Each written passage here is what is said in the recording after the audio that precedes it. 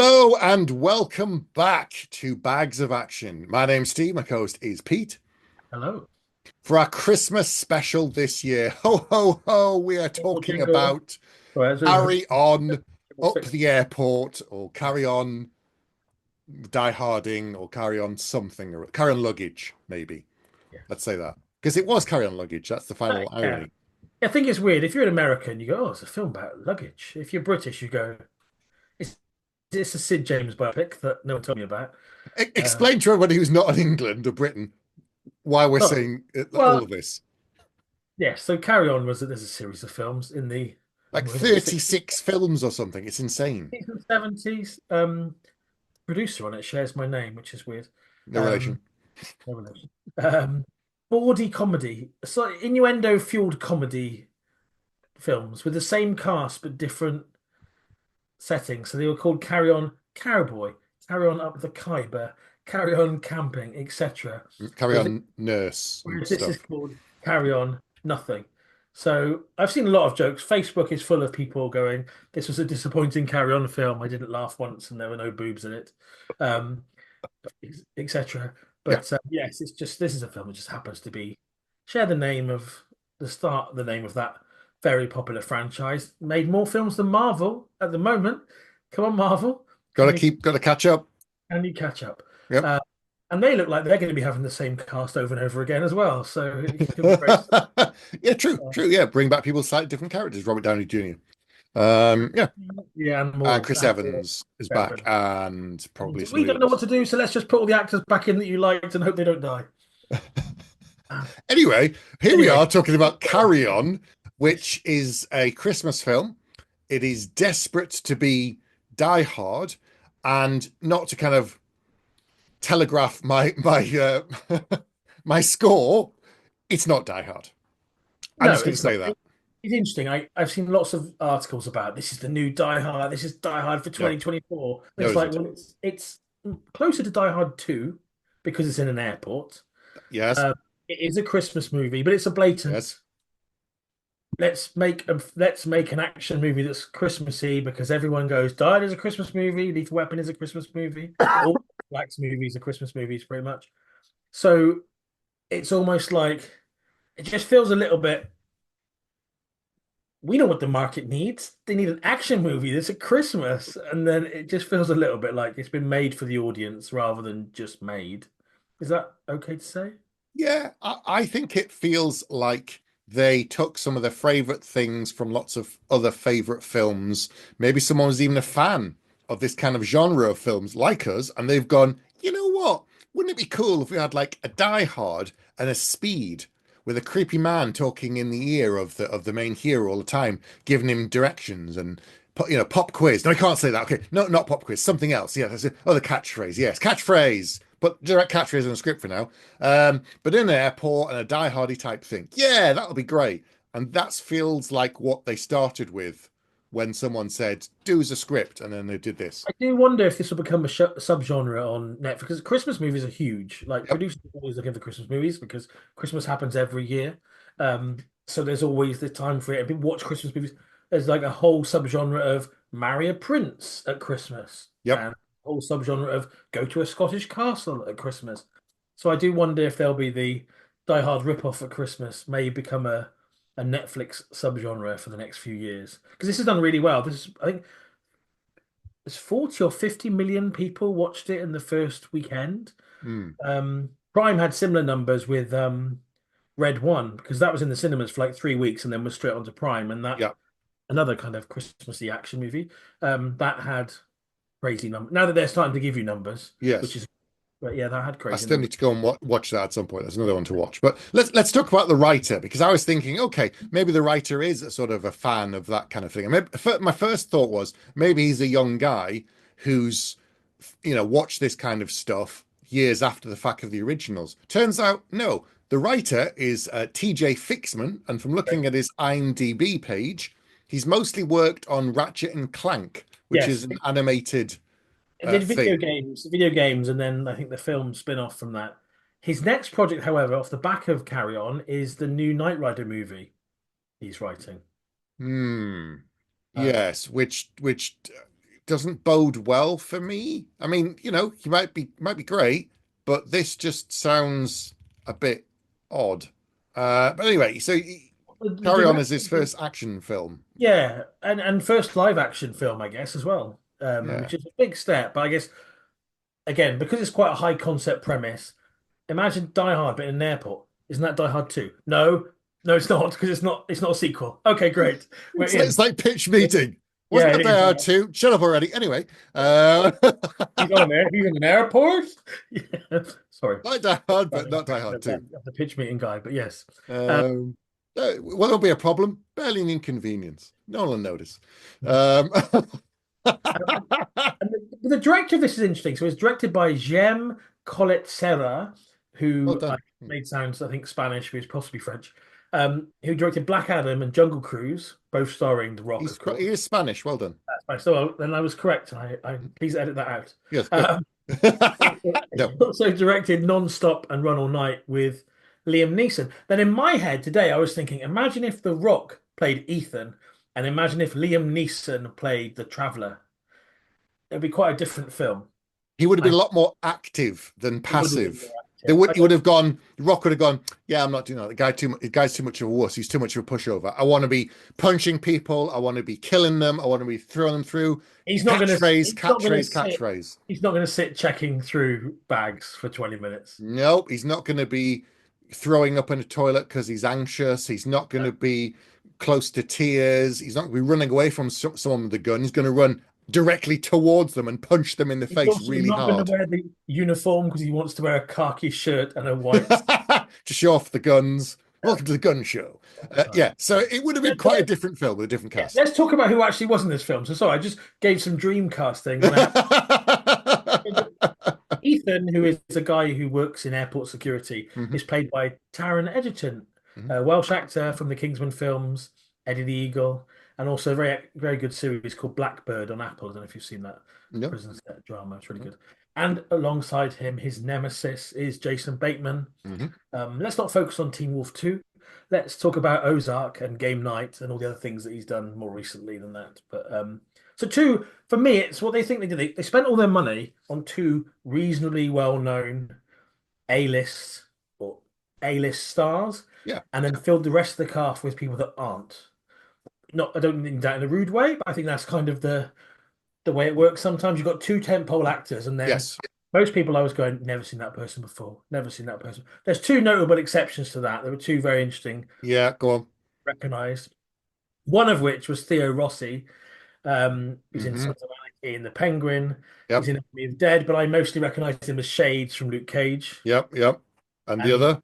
and the other was Dean Norris from Breaking Bad. Yes. He's been in everything. Dean Norris has been in um Starship Troopers. He's been in like every kind of cop show. If you go back and look at his IMDb Yeah, thing, Total Recall, the original, Tony, Tony the the mutant, yeah. But then you Terminator go back and you 2. go, Terminator 2, he played SWAT leader. In Yep. Gremlins 2, he played SWAT leader. So he's one of those people, and I feel for him. Like he's had a whole career where he's mostly playing a cop because he has a cop's face. Yep. Law I'm a cop enforcement of some of kind, some some kind sort. of authority However, he figure. was in NYPD Blue for 4 episodes, and he played a priest. Still kind of So authority figure, they though, flipped isn't it. it? They flipped it. They Mm, flipped it. mm. But yes, and of course here he plays the guy in charge Of of the airport TSA, yes. security, Yep. which is not a million miles away from SWAT team leader or his character in It's a Breaking figure Bad. in authority. Yeah, Yeah. it's what you But expect to be, it's a nice Norris. shorthand, I think. You see him and go, oh yeah, okay, this is a guy. Yep, trust him. You know he's a straight arrow. You know he's a good guy. Yep, I'm with you. Good at. And who else in this? So the Ethan's wife is played by Sofia Carson from Purple Hearts and Songbird, and then the detective lady on the outside is Danielle Deadweiler from Parallel and 40 Acres. I think I've seen her in something, but it was bugging me, and I couldn't actually work out what it is. So it'll come back to me at some point, I think. But yeah, I don't know what I've seen her in. No, nothing's ringing a bell. But anyway, she was very good. I thought she was quite convincing. I thought she was um, believable. Sometimes when they put someone in a cop role, you're just like, I'm not buying it. They just seem completely lost. Her character was competent. They didn't do the old, oh, I've no clue what's going on, and now I'm dead. And they're just kind of written out, or they're just kind of there for a minute and then not used again. She actually had some agency. She actually had some competency about her. Um, she didn't do that thing of, no, even when I'm presented with the evidence, I'm not going to believe you because I'm right and I know best. And it's like, come on, some characters are just like that. And like, don't be two-dimensional. But with her, she actually went, well, okay, you show me a bunch of stuff. You had a chance to kill me. You didn't. And the character was like, okay, we're going to go with it now. So I like that they did that with her. They didn't I, just make her two-dimensional. I thought that was refreshing. I think also the obvious thing to do would have been have had Dean Norris or someone similar's character as being in on it, Yeah. being a twist, and they didn't do that either. So No. for me, the first hour was really good because it Mm. was pretty much a cat and mouse thing between Jason Bateman's character talking in the earpiece Hmm. to Ethan, Taron Egerton's character. And I think that worked really well. It worked better when you didn't quite know who it was, and it was just this figure, and he's, acting out of character and doing different things, and you're not quite sure. Everyone else around him doesn't know why. Mm. That was to me some of the strongest stuff. I mean, before that, it opens with a Christmas tree farm, and I was like, okay, this feels just like Lethal Weapon, because that's exactly Yeah. what happens at the start of Lethal Weapon. Yep. Okay, we're into someone wants to be Shane Black. It's a Christmas, Uh-huh. Here we go. and then you have this weird scene of them going to work, and like, and now it is time for exposition on a bus. Hmm. It's not that this vehicle can't go above a certain speed. This conversation can't go We need to because know that they're having a family. they're We having need a to know that baby. he wanted to be in the police force, but he's no longer in the police force. We know that he's not happy.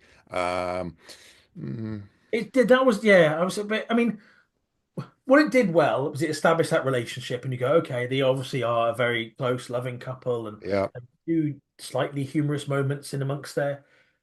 But it did. You did be like, okay, right. So later, this is going to relate to the fact he wants to be a cop. I mean, it wasn't as blatant as a bit later on where someone goes, but in school you were a fast runner. He But runs really fast. the thing is, right, that you said that establishes that he wants to be a cop thing, but they didn't actually use any of that at all. Like he Yep. worked out a few little bits by himself, but they didn't play into it very well. And I'm like, hang on, he should have been if they'd he was very, very passive. One of my biggest criticisms of the whole film is that Ethan character is very, very passive until the last 10% of the film. And Yeah. that made him quite you're supposed to root for him because he's the good guy and Jason Bateman is the bad guy. It's very black hat, white hat. It's very much like that for the whole film. And he was just so passive the whole time. He tried a couple of things at the beginning and then something went wrong and I'm thinking, if he was a cop, he should have, he went through the training and all the rest of it, and he just failed the exam. He should have been a bit smarter. He should have been a bit more clever. He should have realized things. They did a couple little tricks with him, but generally, I was just like, oh, he's just a bit of a wuss. He pieced some things together quite well. Like he worked out that the guy was there, Yeah, and he worked, and then you go, oh, and then they just stopped happening. It's like, oh, yeah, he's starting to piece things together, but it's also like, well, we don't know. He went to training school, didn't get in. Don't really know why he didn't get in at this point, but mhm, I guess the one thing it did do is set up like he's not doing very well in his career because he's treading water because he really wants to be a cop. yeah, So today, of all days, he's going to try and push to get a promotion because they're having a baby, and that I like the fact he swapped places with his friend. And it was supposed to be someone else that they'd researched. I thought that was a yeah. really That was good. That was good. angle. Yeah. So they were kind of having There's to play genuine catch up. threat on that guy's family. They're like, there's someone in the house there with a gun. This is really And they did do some breadcrumbs things, which I got because if you're paying attention, you're supposed to. Like the guy in the house, you can see the tattoo on his arm, and he's going, "Am I taking them? Am I not taking them?" And then he doesn't. And then you see him in Ethan's house taking photos, looking around, live streaming stuff to Theo Rossi. We can see the tattoo again, and then blah blah blah. And then later on, when the twist comes, you're like, "Oh, this is why this is so strange." But you're right. I just felt like we needed more from him as a main character. Yeah, because he's either got to be heroic or he's got to be charismatic, Yeah. and he didn't ever quite do either. No. Quite a bland character. He's probably the least interesting character in the film. Hmm. And there's a good actor there playing the part as well. And you just think, okay. And again, unfortunately, it's going to have people are going to compare it to Die Hard because they've said this is like Die Hard. Everyone, watch it. It's Yep, like, yep. well, Die Hard has possibly the most charismatic on-screen performance ever Hmm. from an actor who oozes charm. Who plays up against? I mean, Jason Bateman is brilliant. I'm not going to deny that. He had more to do and more fun, but even then, he was a little bit. They didn't. The script wasn't good enough for him. Whereas you look at Alan Rickman and the whole. Ah, is that from so and so? I have two. It's just the little one-liners and Mr. Takagi. It's like, why is he talking so slow? And then they play it back and they go, oh, that's why, because he's brilliant and it's amazing. And then, so they both needed more meat on the Yeah. characters. And I think as well, it's like, John McClane is there as the outsider. It's a high class party. He doesn't Hmm. outsider in his wife's world. And then I'm jumping ahead in my notes. The biggest thing I've listened to Stephen D'Souza, who wrote Die Hard at length, talk Yeah, about yeah, the whole thing with oh, it's a one-man army film. It's not a one-man army film. It's a one-man army film in a way, but behind him, he's recruiting all these blue-collar workers to help him, yep. like the driver, like the cop. Al, yeah. Yeah. And in the second film, it's the same. He's got the luggage. We're in an airport here, Hmm. and the luggage handlers in this film, we But they walk know past. him. But they know him. He goes, hey, and he like, oh, Oh there's no, the guy who's going to help him. No, no! In the start of the film, they all know him. He yes, walks in and he's like, "Hey, he's the popular guy," yeah, and he high yeah. fives everyone. Like, oh, you're late again, buddy. Oh, and like Then these are the guys that later, are going to help him. when No, he's in jeopardy, they're just like, "Who's that?" That was really odd. But I think that's the difference here is that in Die Hard, it's all about he puts a little team together in every film, hmm, in the first two anyway, yeah, of like blue collar workers who know more about what's going on than the white collar workers. That's kind of the like a bit of a thematic thing. yeah. Whereas here, he's got no one to helping him. There's nothing to push against apart from the villain, which makes Hmm. it more like Speed, which is I've always found Speed a little bit flat. Whereas Die Hard's got well, he's got all these people in the party he doesn't like. He's got the authorities who don't believe in him. He's got Yeah, everything against him. yeah. Whereas Speed is just as a guy on the phone telling you to drive a bus quickly. Um, Pop quiz, hot shot. drug. Um, and this almost leans more into that side of things because everyone at work kind of likes him. Then he's being a bit of a dick, but they kind of it's so kind of okay. It's weird. It's just his character just feels like you said, he's very passive. And then there's this weird thing, like halfway through the film, he goes, "No, that's it." Throws his earpiece down and stands up. And it's like, I don't know why? Well, I don't know exactly what prompted that because the threat is the same. Yep, And I think he meets Jason Bateman's character in person too early, and then they right. meet too many times. Hmm. There's no mystery. It's like, well, it's that guy in the hat. Like when he's being sick in the toilet, he just turns up. Like, how Yeah. did you get round the back? He's like, hey, buddy, how you doing? I'm like, why is he now chatting with him? Why is he there? COD psychology, because we get half the exposition from the wife chatting to him on the bus. Yeah, We get the other half of the exposition from the villain asking him a question. Well, so what about your life? Tell me about yourself. Which, in fairness, part of it is to build a picture so he knows what his weaknesses are, yep, perhaps. yep. At times, it's almost like there's no character that can find this out from you because you're not supposed to talk to anyone. I'll ask you because we need this in the script We've later. already profiled him and found all this other stuff from your house, but we can't find any of that stuff from online. I'm like, wait, what about the brilliant hacker guy and the guy who's been in your house? Why can't they do stuff and find stuff The that you've kind already of found out? COD psychology stuff is a bit odd. Um, I just found it a bit odd. It's almost like, well, is he a baddie? Is he doing it for the right reasons? But they didn't really make sense. I like the bit where they were going to shoot her, Hmm. and the way they kind of with the gun in it, where they get in the gun into place and stuff. Yeah. There were some clever little bits. The guy in the van with him who was hostage. You're like, who's he? And then later on you go, oh, okay. Right, Yeah, you know. that stuff was really good. I thought him having to fight the guy, but the neither of them they were both victims. That Hmm. was really clever. So it's weird that some stuff was so well done and other stuff was so that'll do. It just had this Hmm. weird kind of. I mean, if they kept the level of the first 45, 50 minutes up, it Yeah. could have been very good. Yeah. But it just kind of got into this. It just got a bit silly. Is probably the Mm. best way I could describe it. Now, I'm not saying that Die Hard is a documentary. Die Hard gets pretty silly as What do you well. mean? What Uh, are you saying, Pete? The guy goes to a party in Nakatomi Plaza. Everyone knows this. Well, that, it's on the record. It's been there is for that 30 plus years. true? But because you care about the character enough and because enough stuff has happened, you go Yep. with it. Yeah. Here, I wasn't really going with the character. I didn't really like latch on to him. So I get it. In some ways, the argument would be he had no choice because his girlfriend's under threat, and therefore, if he doesn't, they're going to hurt her. And the guy gives him two warnings with the phone, and then when he's on his watch, and they put it in the drawer, and then he breaks the rule again, and they kill that guy from security. And I'm like, yeah, oh, see, if he doesn't do it now, they're actually going to kill his girlfriend. Like, okay, at that point in the script, that's where he should have found a way to circumvent or outsmart the guy to give him a brief window, a brief reprieve, something where he says, "Oh, I've got to go and do the security thing now." And he goes in, and there's no like he goes into the break room at one point, and the guy goes, "Well, there's no cameras in there. We can't see what he's doing." And like, I can't really hear him, you know. So like that's when he's in the room with his friend, and no, they could hear him, but they couldn't see him, and he just sort of says, "I'm sorry," and he's holding up a thing that would say, so, "I'm under threat. Someone's talking my earpiece. I'm sorry. Put alcohol in your drink, or call 911, but don't use your cell phone in a public something like." And then he goes back outside and carries on. But now he's got a seed, and now he's got an ally who's doing stuff.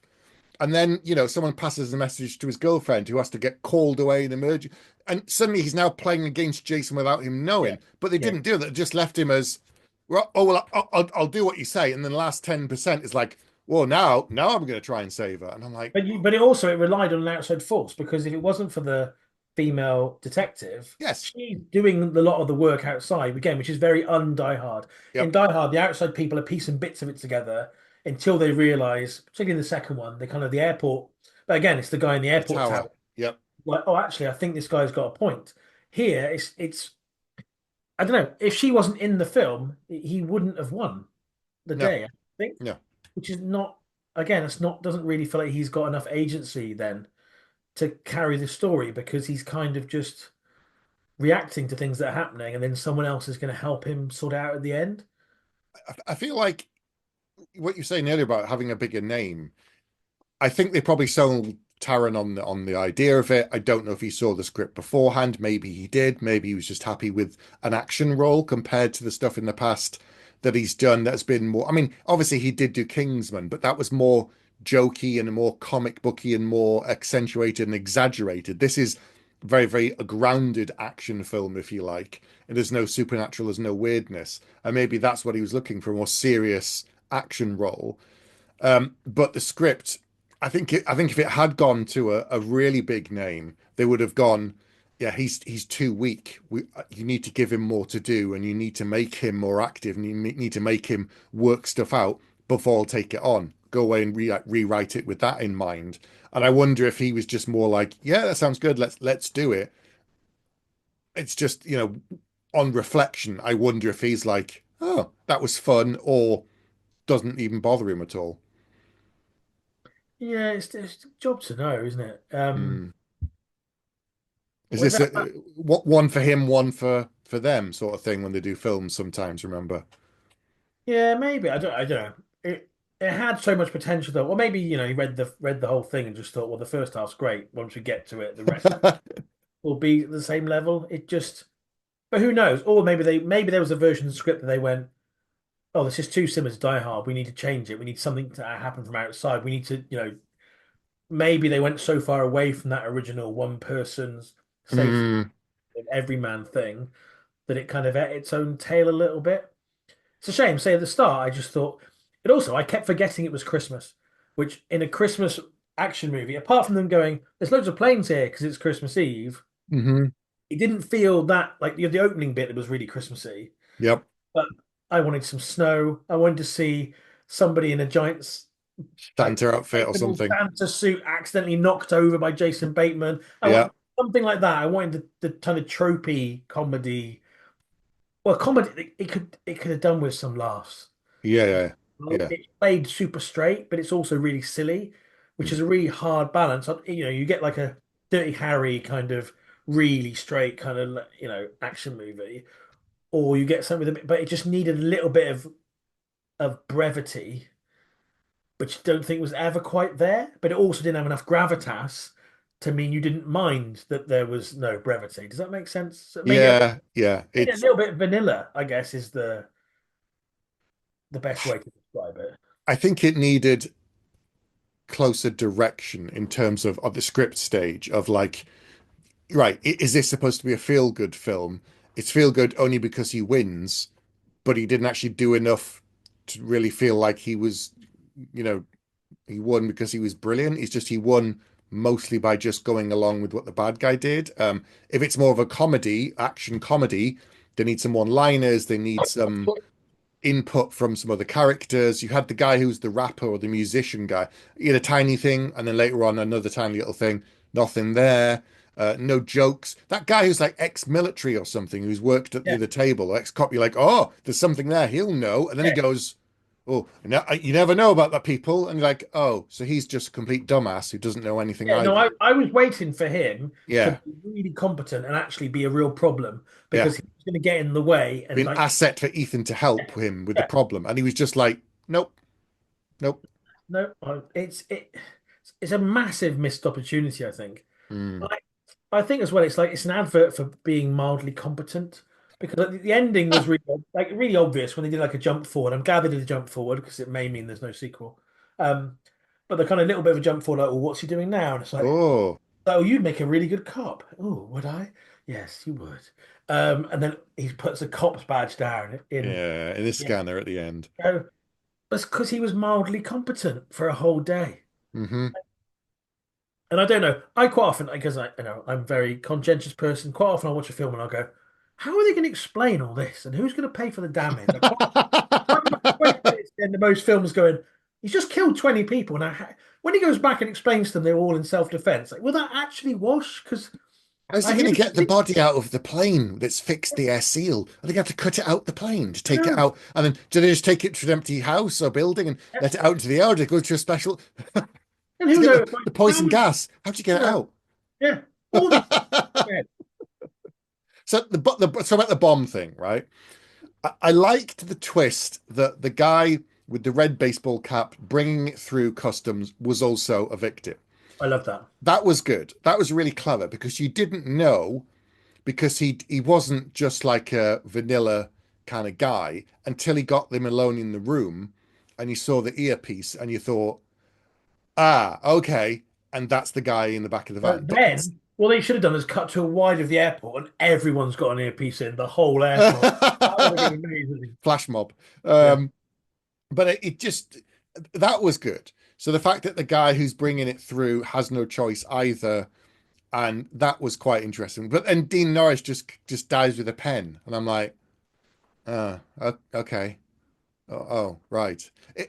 I was like in that scene. I just kept saying, "Shoot the guy with the baseball cap," because I know he dies later on, but also he didn't know that he wasn't a terrorist and a criminal who's in on it. And if you shot him, you then could have just gone to Dean and gone, "Oh, I've done it," and then he wouldn't know until he tries to speak to the other guy. But then it creates more problems as opposed to just like we got what we wanted. The story can move on now. I think every time they got to a problem in the script, they went for the easiest solution and just moved forward, I and it think they're made it more vanilla. As you said, the equivalent of the travelator in the yes, air. It's just constantly going forward, and it will get yep, to the destination. And yeah, there might be some obstacles, but they'll be fine. yeah. It's like someone's pressed the emergency stop button, and someone goes, "Don't worry, I've got it," and they push it again. And you start moving forward again. No, oh, never mind. Oh, Like that person's coming the wrong way. Excuse me, coming the wrong way. Okay, sorry, I'll turn around. Thanks. that's it. That's it. The script can carry on and the plot can move forward. And you're There's a like, dog. There's a dog. There's a dog. He's on the lead. It's fine. smell something funny. Is that fire burning? Oh, did you just press the fire and get everybody out of the airport? No, no, it's fine. It's just some hot cheese or something. Oh, okay. It's just like, Hot cheese is quite a good review. hot cheese. This is hot cheese. This Film. film is hot cheese. Hot cheese. What do you think of Jason Bateman then? I think he's very good, but he's always very good. But he's very Jason Bateman, which is fine. Mm-hmm. I kind of knew what to expect from him. Mm. I was hoping for something else, a little bit more of a quirk, a little bit more of maybe. He didn't need to have a scar. He didn't need to have a weird accent. There needed to be something about him because him as what's he even called? The passenger or the traveler or something, right? As a character, we know nothing about him at all, right? Apart from he works for the highest bidder, and that's about it. So So I think it is in Speed, your least favorite film, where we find out about the Dennis. Is it Dennis Quaid? It's Hopper. That's Horace Hopper. Sorry, we find out about his character because they're investigating him on the outside whilst this is going on. Jeff Daniels and other people are looking into it when he's not on the bus, but they're starting to piece it together based upon some other stuff. If he'd got his mate in on it, and then his mate goes off and starts investigating stuff, and he's got like the guy in baggage claim helping him, and they're starting to piece together, we could then have you could have had Ethan asking him Yeah. certain questions and be like, well, how do you know that? And then we start to get layers on the Jason Bateman character. As he is, he's a bad guy who does bad things for money, and you go, and well, that's it. That's the whole story about his character. Oh, whereas we've got the full backstory on Ethan, right down to the bloody, his His father dad was was a dirty cop. no, he was a yeah, something. Yeah, he stole or something. You're like, oh, okay. It didn't make much sense either. It, yeah, it's weird. Um, but yeah, Hans another Gruber, we know comparison. everything about him. Always go back to The Rock because Ed Harris's character in The Rock, Mhm. the villain, don't like him, but he has a justifiable reason for what he's doing. That 10% of you goes, yeah, you got a point. Yeah, Thanos makes sense up to a point. Yeah, but here it's like, well, that's the highest bidder. I don't know what I'm. And then you think maybe there'll be a redeeming feature when he realizes that the whole airport's got to die. Maybe he will, but no. No, no. He's like, you would if he said, I have to draw a line somewhere and something, you're like, oh, there is somewhere he won't go. No, no, there isn't. He'll kill everybody. He'll kill 300 people. And you're like, oh, women and And children. Yep, yep. and himself.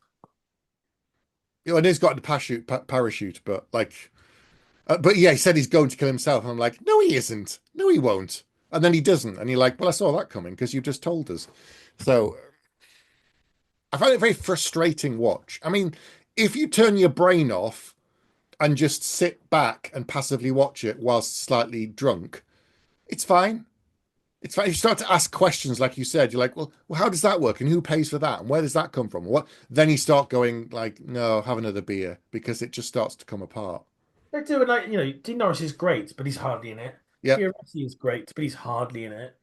Taron Egerton is really good, but he's just, I don't know. They just give him a very vanilla part to play in a very vanilla film. Yeah. Jason Bateman does what Jason Bateman does. I don't know if this is more of a symbol of just what modern films are, which is kind of like tribute movies to old films, which makes me sad and also old. But like all the layers we've talked about, Mm. it's almost like I'll just do. It's like a cover version. Do that, but with none of the interesting bits. Like take out the guitar solo, just and that big thing with the drums, but just play it straight. And it's Instead of getting a really good drummer, can we just have a synth and just play drums all the way through? And you're like, mm. And instead of electric guitar, can we just get a keyboard that sounds like a guitar? Put that in. And then it just starts to feel artificially built. And this film felt like that. They could have got some better script writers in to punch it up and be like, right, this is a good early draft.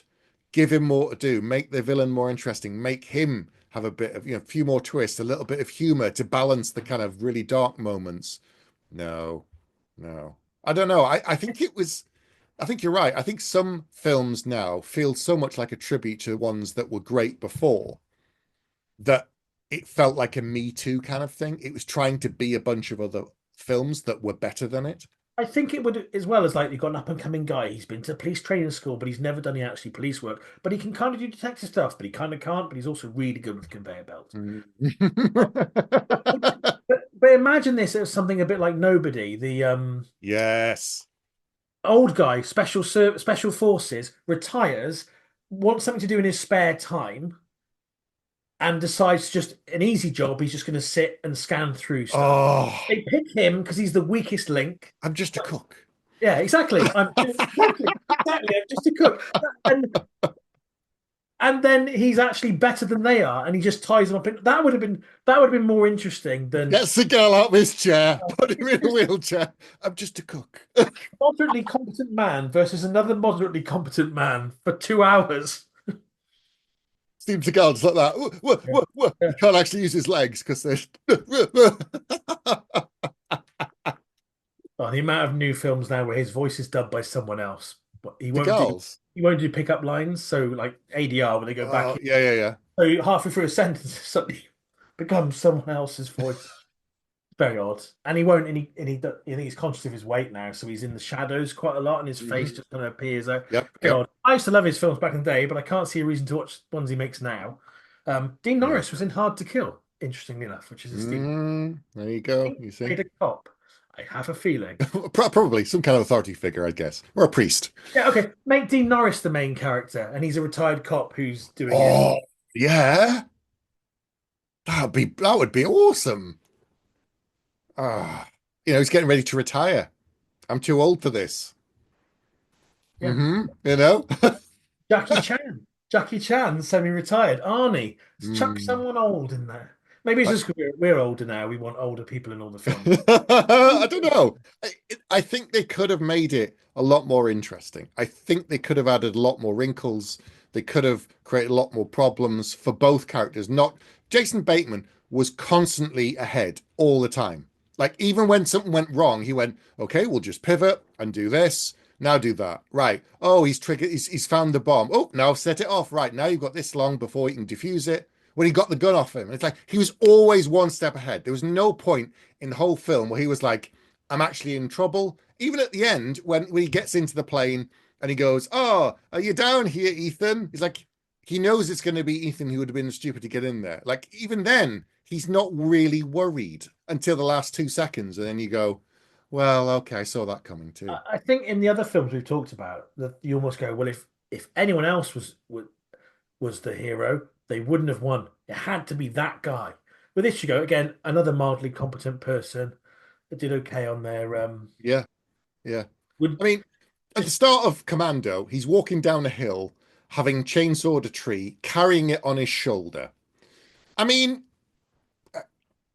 you put Alan Ritchson in this role, now you've got a film. yeah. And so, Arnie, the new Arnie today is Alan Ritchson from Reacher. You put him in this Taron Egerton role of Ethan, that is a new film. That is, I want to watch that. I want to see what happens now. A giant dude would rip through everybody, like everybody. Although the new Caesar Reach has got the Dutch giant in it as the villain, so Paulie, and he's even bigger. And he goes, guy's twice as big as me. Last time I saw someone twice as big as he was on Mount Rushmore. Says Neely. I can't wait. I can't wait for that. yeah, me neither. But there's I, lots of ways this could have gone. It could have gone older. They could have gone yep, more. yep. Older, yeah. Buff. Yeah. I like Taron Egerton. It's like I like Same. He's one a of good the actor. one of the reasons I wanted to watch it. I was like, oh, not okay. Everyone, after Die Hard, there were hundreds of Hmm. person in a confined place against villains films. Sudden Death, Under Siege, Under Siege. Yeah. Under Siege 2, uh, Just a cook. Yeah. on Um, a train. Snakes on a train, snakes on a plane. Oh, it's all kind of stuff like that. Yeah, and Um, but they kind of went away a bit, and then it feels like they're coming back. So again, it's a bit like Phone Booth, it's a bit like Speed, and I was a bit like, do I want to watch another film like that? And do you know what? Yes, because there aren't enough action films being made. mhm. Taron Egerton's really good, and Jason Bateman's really good. This could be really interesting. And again, apart from the huge chunks of exposition, Mm. 40 minutes in, I'm like, oh, this could be really clever, and then it stopped being clever, and then it finished. Yeah. I think it was far too predictable. I think it was far too vanilla. I think you're right. They just kind of skated along past anything that could have been really awkward or difficult for the villain. Um, if you want a really good Christmas film that's really violent, watch Violent Night with from Harbour. David Harbour from Stranger Things as Santa. That is That's basically confused with Home Silent. Alone meets Die Hard. No, it's Home Alone meets Die Hard in a house Okay. with Santa, who's really violent and kills people. Because I get that mixed up with Silent Night, which is the John Woo one with no dialogue in it. This is Violent Night, Oh, it's okay. where, yeah, literally Home Alone, but lethal. Good. So that's a great Christmas film. I recommend that over this for And Christmas. I think, we've come out of semi-retirement. unlike which is so the character should have done the same as us. He should have come back after a brief. It's really Um, busy at Christmas. We're understaffed. We need you, buddy. Can you yeah, come in for just because really busy period? Yeah, I sure, wasn't sure. even Come in, come supposed in. to be here today. That kind of crap. Um, Not supposed to be here. Clark's joke for everyone who doesn't get that. Clark's joke. Sorry, Tim. so and I wanted it to be more Christmassy. At some point they go, I need you to join the carol singers. What? I need you to join the carol singers and sing a coded message. What? More of that, please. Yep, Someone carrying a giant teddy bear to give to yep, them at Christmas. It needed Christmas. A yep, lot. yep. I think some of the script holes could have been pasted up with snow and just more Christmas. Someone's trying to get a sled through customs. At one point, he has to get through, and he jumps on it and goes down some stairs in the customs Exactly. in the luggage area, and jumps off and attacks someone. I mean, it's what you want. You want a whole team of villains, not just one guy on the phone. Although You know? I think the Novichok thing, people in Britain are like, yeah, Salisbury. Yeah, Yep, Salisbury yep, Cathedral. No, yep. we all know this. They went to check Salisbury, the height of Salisbury Cathedral. We know that what that is. So that when that name came up, it's like Ooh, we need your nerve agent. It's like, no, we know that. We know that in the UK. Could have been all carry on Novichok, but it would have um, that's a given, no. That's a very, very different. given the game away. Mm, yeah. Okay. Are we ready to give it some scores? I believe so. I think I may have changed my score while we're talking about the film, but yes, Okay. So, for those who don't know, it's 1 to 5 bags, five being the max, and there are no half bags. it makes it really hard sometimes. Hmm. Do you want to go first, Pete, or shall I? Uh, After you, Stephen. I knew you'd do that. Okay. I thought it was okay. I thought it was fairly competent. And if that's all we're going to get from action films these days, that's really disappointing. Fairly competent, like the main character, does just good enough to win and get loads of viewings or win the film or beat the villain sounds really disappointing. And it's not a case of, oh, they don't make all films in the old days are much better. They are making good films these days, and they have made some, but action films that have been really good. And there are good characters on TV that are competent and are interesting, and villains likewise. I think the whole thing needed more wrinkles. I think it needed more layers, the characters, the plot needed more texture. We needed to care more about his fate. But it just was quite bland, and he was far too passive as a character for me until the last 10 minutes, maybe. The one-on-one thing doesn't work if they never actually go up against the guy until right at the very, very end, because there's just a voice. You can't fight a voice, and lots of other people constantly kind of hemming him in all the time and just kind of, corralling him. It didn't work. So I'm actually only going to give this 2 out of 5 bags. Wow. Okay. I thought about 3 and I thought, no, it's not a 3 bagger. No, it's a 2 bagger. That's it. I feel very similarly to you Hmm. about everything you just said. Um, but yeah, I guess the same thing. It's like there's no the main character didn't have any charisma, so I didn't Nope. really. It was very by the numbers. Um, it just wasn't enough peril really, and there wasn't enough Christmassiness, Hmm. and it just yeah. I was originally I messaged you. I was originally going to give this 3 because I thought, well, it sets up a 4 bag movie, then the second half is a second 2 bag movie. But I thought, but what is my point of reference? Is it just the films that are out now? And Mm. that's not how time works. So That's all. or scoring. So then you go, well, actually, okay, we're talking about films like Die Hard. Mhm. We're talking about films like Speed, which I'm not as big a fan of. Lethal Big Weapon, Weapon, Phone Booth, Siege, Phone Booth. all these films, and you go, but they were really good. It's like, and they're not just because I was younger and I didn't know as much. I wasn't as film literate. They're Mm. because they did the things that this film didn't do. Made you Yep. care about the character, up the stakes, did something clever that you didn't see coming that wasn't just for show, that was character based. Because it's twofold here. You don't have a character you're really rooting for, but he also doesn't really go on an arc. Yep. Really, there's no, which I think is in some ways it's a problem where the bigger, better stuff now tends to be TV, not films, where they can tell a longer form story, and it isn't as True. arc dependent. It's not an arc within one story. The arc might take the character over 8 seasons. The Mm. arc of the character might be over one season. The arc of the character might be over half a season. It depends. Whereas a film is all it should usually have some kind of character arc for the main character and potentially for multiple characters. This, I think, could have worked really well as like a 6 or 8 part series. Now, that sounds a bit weird because it's one day in an airport and it should be more tense, but the way 24. modern stuff is made, Jack Bauer, yeah, you 24. could have One had more day. wrinkles. You could have had, he's worked this thing out, cliffhanger. Oh, he's going to shoot the wife, cliffhanger. Mm. Shit, he's killed Dean Norris, cliffhanger. Well, they're making a sequel to Cliffhanger, by the way. But anyway, we'll come back to that. Cliffhanger. Um, I think it actually could have worked better as a series. I think Mm. and that's where this weird thing where TV and film have kind of almost intertwined, that people don't necessarily know how to sell, how to write and make a one-off story Yeah. anymore. Yeah. Because Franchise, franchise, franchise. Do a sequel, do a sequel, do a sequel. but Turn it then into there's something. And you're lots of like, stories that never end, but actually beginning, middle, and end, character arc, bosh, done. Whereas this is just like, although they do wrap it up at the end, and it does feel like this yeah. is done for good, hopefully. Um, Although it's done really well, they probably will make another one. His Uh, brother, the Traveler's brother, is now yeah, like coming. Extraction was really good, but that certainly felt like a wrapped up movie, and then they made a second one. I haven't And that watched that really yet. felt like a wrapped up movie, and they made a second one. I still haven't watched the second one yet. I Second just, one's I, all right, it's good. uh, It's not as good, but it's good. yeah. See, It also wasn't diminishing. a movie because the story had been told. Yeah. But I think so. It's just lacking in lots of things, and I could have given it 3 by taking the average of 4 for the first half, 2 for the Mm. second half. But it's like, no, I didn't enjoy it as much as the 3.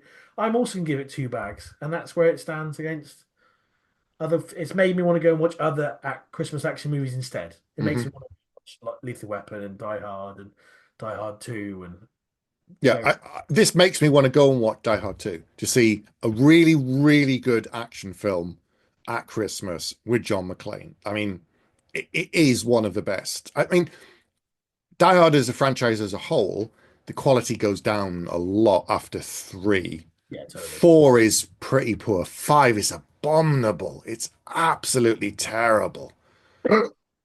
But those first three, I would say, are absolutely some of the best action films ever made. And they're not just because it's a returning character. They No, just have to probably be, oh, it's because it's no. The second no, film, the first film was based on a novel. The yeah, second film was based on a different novel. And actually, if Die Hard 2 was a standalone film, it still works. yes, Yes, there are extra bits that pull from the other film, but it still works on its own. And mm, I love Die Hard. Die Hard is a seminal action movie classic. But for different reasons, I like Die Hard 2 almost as much. yes, It's yeah. just a really, really well done thriller. Mm. Um, So basically, Carry On needs to do better. Carry On better, I think, is the do much must do better next time would be the tagline for me. it was all right. Carry on regardless, It was all right. Carry on vanilla. Don't carry on. Carry on vanilla latte, as bland as you can get. I don't know. This time of year, though, gingerbread, you can't beat a gingerbread latte, can you? No, well, this is why. Carry on vanilla. Plain and boring, please. Whereas it's Christmas, it should have been carry on gingerbread, and then everything would have been fine. Yeah, where's the eggnog? Where's the kind of jokes? Where's this, something? No, it's all gone. Anyway, right. Have you seen Carry On? If so, what did you think? Do you think we're being too harsh? I don't think so. If you have seen Carry On and you didn't like it, go and watch Die Hard and then Die Hard 2, and you can thank us later. We're not on social media anymore these days. Can't really be asked. So you could email us, but we won't really see it. But thanks anyway. We're both Sophie. working in airport security over Christmas. Yeah, if you're working airport security, I'm sorry to hear that. It's a tough job. You've got awful people to deal with every day and twice as many over Christmas. So thank you for all your hard work. I do appreciate it to all of you working there in airport security. So happy Christmas, happy Hanukkah, happy holidays to everybody out there. Pete, wrap us up if you can remember how. Um, Thank you for watching, if indeed you still are, and Happy New Year in Happy advance. Christmas and Happy New Year, everyone. Enjoy 2025. We may be back, we may not. Who knows? We don't. Much like Carry On. Yes. Good night. Good night.